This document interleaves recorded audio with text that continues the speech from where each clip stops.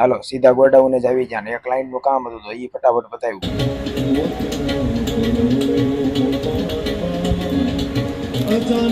નીકળી ગયા પછી માર્કેટમાં બફારો થવા માંડ્યો છે. વરસાદ ક્યાંક ગુલ્લી મરી ગયો હોય એવું લાગે છે. આપણી પ્રોડક્ટ નું એક હોમ ડિલિવરી કરવા જવાનું હતું તો આવી ગયા. લિફ્ટમાં જવાનું તો 11 માં મળે. હાશ આ લિફ્ટ છે તો સારું છે, નકર આ 11 માં મળે કેદી પૂછ્યું. આવ્યા પછી ઠાકર જમણવા આ કયું ફળ છે કોમેન્ટ કરીને કહેજો ને. નીકળી ગયા પછી કાળા તડકાને હું ને મારો દોસ્તર મંદિરે જવા આવી ગયા.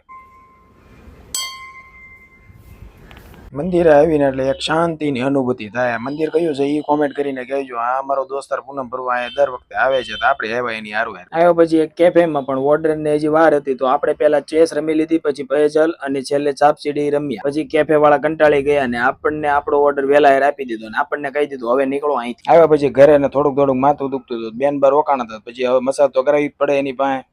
भाई साहब कुछ ज्यादा नहीं हो गया ये? मतलब પછી નવરા થઈને વાંચી આપડી